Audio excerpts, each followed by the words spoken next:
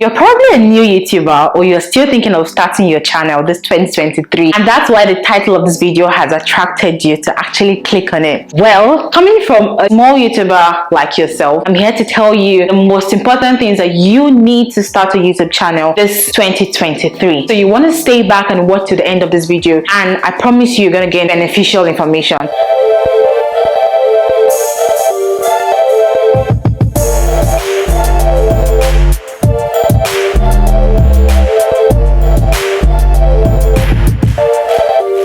You're a small YouTuber, or you're seriously considering starting a channel this 2023, and you have gotten to that point where you are trying to succumb to pressure right now. You're trying to succumb to a lot of things that you're seeing from people's videos and the things you've heard people say. You are getting tempted to start purchasing all those gadgets. Let me tell you something. Come closer. Don't do it. You heard me. Do not do it. Don't make that mistake. I'm telling you this because I have been a victim of that pressure, and honestly, I succumbed. Do I regret it or do I not regret it? I'll let you know towards the end of this video. But I want you to listen to my story first. I started my channel, I think 2019, 2020, but fully mustered the courage to officially post a video last year, February or March. So I'm roughly 1 year on YouTube, and you can see that I'm at 2,500 subscribers. And for those people that think that YouTube is paying me already, there are so many people that say we are making a lot of money from YouTube. I have not even collected 1 pence. I'm from Nigeria. 1 kobo I have not seen from YouTube. But if I tell you the amount of money that I have spent purchasing gadgets, you will be wowed. Let's not even go there. You will be seriously wowed. Just stay with me, okay? I'm going to show you all the gadgets that I've purchased so far and the reason for making this video, and why I'm telling you that you should not succumb to that pressure. I finally mustered the courage to start my YouTube channel, and I posted out a video last year, February, March, like I said earlier on. It was going very well. I had my tripod, lightning, and my camera on my phone. When I started, I was using an iPhone 13 Pro Max, which is what I'm still using anyways. This phone here, yeah. So this is what I used to start my YouTube channel. That's my iPhone 13 Pro Max. I had my tripod as well from Amazon, which you're going to be seeing on the screen currently. It was going so well for me. Then I started searching, looking for what was not looking for me. I started watching videos. I started listening to people, and that pressure came up. I started having thoughts of, will I reach a lot of people if I improve on my gadgets? Will I gain more presence online if I, improve my gadgets? Do I need to get a better camera? Do I need to purchase a better this and purchase a better that? And this thing just continued. And then I found myself visibly searching for these items on YouTube, searching for gadgets. And I went on Amazon, I went to eBay, I went to a lot of places. I succumbed. I ended up purchasing. And let me tell you guys, that was the start of my problems. Because the thing is, when you start these things, you cannot stop. You start asking yourself, I'm supposed to be moving forward ever, backward never. So you cannot stop, and then you have to start spending much more money. So I'm going to show you the camera that I started with. I started with camera because then I didn't have good information, right? So I felt like camera was all I needed. I needed a camera. I think at that point as well, I think I had another excuse that seemed like it was a better one, because then it felt like I was using my phone for a lot of things, my own thoughts, right? Sometimes my phone will start overheating, started to slow down a bit. So I was worried, and I said, I think my phone is doing way too much for me, so let me start reducing the work that it's doing. At least let me start filming on the camera rather than with my phone's camera. It seemed like it was, I was making a lot of sense then, but I think it was just an excuse, basically, just to go for something better. Your girl went on AliExpress, out of all the places to buy camera. I love AliExpress, guys. I feel like for every platform, every shopping platform, there is something that is peculiar to that platform, in which they can never fail. Whatever they are delivering to you is always going to be spot on. But then there are some things as well that when they sell, you're not just going to like. I purchased this first camera, this one, from AliExpress, and I was so excited when I got this camera. I was really looking forward to it, and then it came, and I was still loving it. I was trying to get the settings. It's AliExpress, right? So it doesn't really come with that much instructions. Started using the camera. You go through all my videos, you'd never see a video published in which I shot with this camera. You'd never see it. Did I shoot videos with this? Definitely, I did shoot videos with it, but I felt very ashamed to even post them because the quality, it says 4K, but the quality was crap, and I did did this out of pressure. I just knew that, oh, I needed a camera, and trust me, this camera was not cheap. I bought this camera for almost 150 pounds. So don't think maybe I just, bought it like 30 something pounds or whatever. I bought this camera almost 150 pounds roughly, if not a little bit over it. It was whack. Quality was terrible. I tried to shoot a video on it once or twice. I was trying to do like a birthday vlog, just showing the gifts that I got from my last year's birthday. That's how far, I bought this camera. That's how long it's been. My birthday is actually in July, so I've had this in June last year. Tried to film with it. I tried all angles, did all sorts of things, but the quality was not just given. Sound was whack. It came with a microphone. It was whack. Everything was terrible. Getting a cake was going to be very expensive, so I contacted someone initially, and the money I had was... I was so distraught. I was so pissed off. I was so angry. I was so disappointed, and I packed it back in the box, and that's where it has been since then. I've been saying I will sell it. I'll put it up on Facebook Market so that someone can actually buy it if they want to. I don't even know if someone will buy this from me anyways, but it's not as terrible as I paint it out to be. I haven't shot my videos with my 13 Pro Max and then shooting with this, and I'm like, well, a camera is supposed to give better quality, isn't it? My phone was way better than this. So I was like, why would I publish something with my iPhone that has better quality and then come and use this nonsense? That's what it was for me, but it's not like it's that terrible. So yes, this was the consequence of succumbing to pressure. And I didn't make inquiries. I just went ahead and purchased that camera. After that one, it wasn't enough. I went ahead to purchase this selfie stick. I've got a tripod with a phone stand, which I'm currently using, but I decided to get another tripod. I got this one and it came through. I noticed that it wasn't as long as I expected it to be. This was another flop, but honestly, it was a flop because of the height. It didn't really serve for what I wanted. But at the end of the day, I found better ways to use it, and this tripod has gone places with me. So at the end of the day, it was a good purchase. I even damaged it. I've had this since last year, so I've been using it for selfie stick rather than a tripod, right? I continued. I didn't stop there. So this one has failed, and I'm like, no, I can't just go back now, right? I can't just go back. I need to do something else. I need to find another way. What did I do? What did your girl do? I went ahead and purchased another camera, but I didn't purchase it almost immediately, of course not. I purchased this camera. I've had it for a couple of months now. I know that I had this by September last year. I'm quite sure. So I think I had it before then as well, before September. So I've had it for some time now. So I went ahead and purchased an A6500 Sony camera. So yeah, that was a huge step up, but it wasn't a new one, because the new one, the value is I think almost £2,000. So I purchased this from Facebook Market for a value of £800. It was second hand, and I don't know if it's me, maybe I didn't set it properly, or it's just something going on, and maybe that's why the person sold it as well and I didn't know. Quality is okay.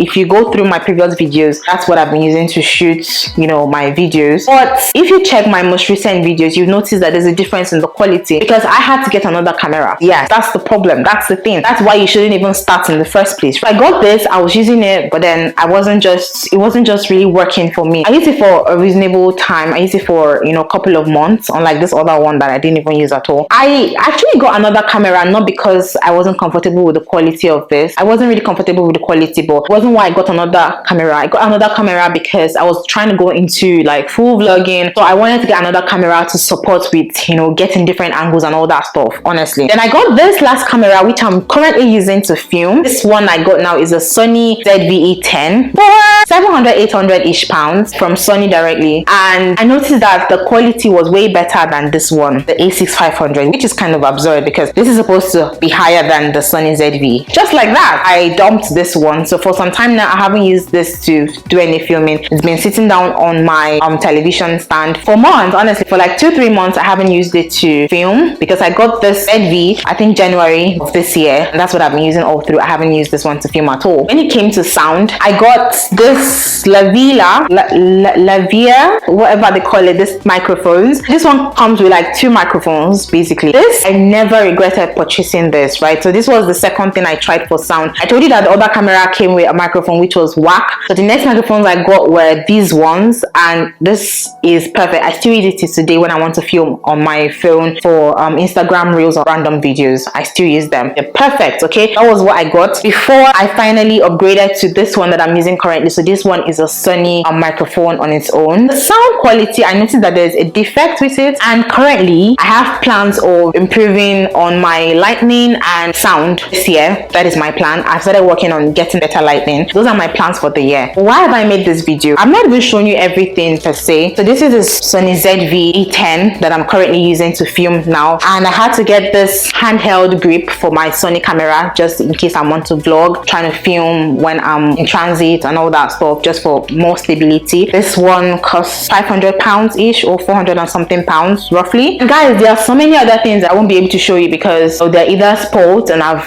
discarded them, or I'm probably using them to film. I've got this big softbox lights facing me currently. It's been a lot, and I'm not yet monetized. People see me spending this money, right, and they think that I'm monetized. They think that I'm making some big dough from YouTube. Unfortunately, I'm not monetized, and I've spent this money already. And even if I get monetized now, trust me, the amount of money that I've spent, I'm not still going to be getting that rush of income because I'm still a small YouTuber, with a small number, and I still get like very little views on my videos. So how much can those videos really fetch me even when I get monetized finally? So I've crossed the 1,000 mark, and that's what's deceiving people. But people forget that you need 1,000 subscribers and 4,000 watch hours. And I tend to find out that people don't really watch my videos, even though I feel like I'm pushing out good content, right? I think I'm allowed to say that. But that being said, I'm not monetized. I'm not even close to it yet. Watch hours have been a very great struggle for me. But by the special grace of God, we will get there. We will get there. But that being said, this is just to pass a public message to everyone there trying to start a YouTube channel or with little subscribers as I have. Meanwhile, shout out to all my subscribers. I love you guys. You guys are the reason I'm here shooting this content and even bringing more information to you guys and fun content as well. This video is to help out those that are planning to start a YouTube channel and those that are still struggling like myself on YouTube. Whether you're trying to find a niche or you're just trying to grow your subscriber count or get those watch hours to get monetized. The verdict here is do not be tempted to start purchasing equipment. Now, what do you need to start a YouTube channel? You need yourself. You need to be present. You need yourself. I know there are people that want to do faceless YouTube channels. I don't know how long that's going to stay. I know there are people that do it and are very big. They've blown up on YouTube. But if you can make yourself present, I would advise that you make yourself present because people want to relate with the person that owns the channel, right? They want to relate with you. You're not talking to robots, you're talking to human beings. So they want to see who is behind the channel, right? Gives that engagement and a sense of belonging. So you want to make yourself present. Having made yourself present, you want to decide first on what you need or what your niche would be. I'm not going to give you any advice on what niche you should go for because honestly, when it's very blunt here, I personally am still struggling with finding a particular niche because I find out that I have interest in so many things, right? Coming down to a particular niche has been a struggle for me. From the name of my channel, Everything with Not Sandy, the whole goal was to cover a lot of things. But as a small YouTuber that is just starting out, it's very, very difficult to,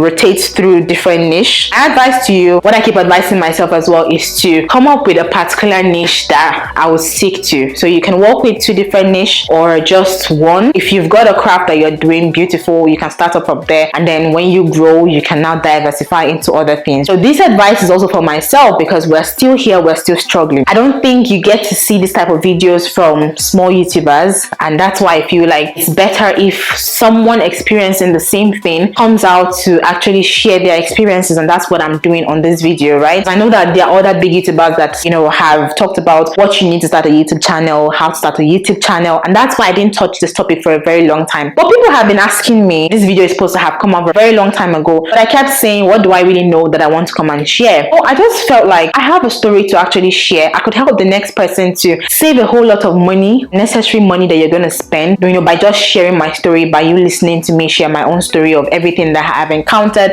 and why you shouldn't make the same mistakes that I have made. Here I am sharing. Having made yourself present and having decided on a niche that you want to go into, the next thing is to get your phone camera. You already have a phone. Now, the only thing you are allowed to change, if you really want to change something, is your phone. Now, if you don't have, a phone that has good camera qualities, if the camera quality is very bad though, if it's manageable, then honestly, you don't need to do do anything yet, you can just start with that phone camera. But if you are not using a phone that has camera at all, or the camera quality is just very terrible, it's not even up to 420p, or it's not even up to 720p, you want to actually improve on it, you want to change your phone and get, you know, a phone that has a better camera quality, and that's the only thing you are allowed to really channel money into and invest in. So once you've gotten your phone with a good camera quality, the next thing you want to get is lighting. That is something that I never thought about. That's something I didn't know when I was starting out, and that's something you want to really take into consideration. So lighting, I've seen a lot of people say that lighting is more important than camera quality, and when I hear it at first, it didn't make any sense to me at all. You know, I used to think, what is this person even saying? But I have tried it out myself, and I have seen the wonders, how a video can go from looking shabby to looking much more presentable just because they added extra lights. If you think I'm bluffing, you can actually try it out for yourself. It does, it's magic. Okay,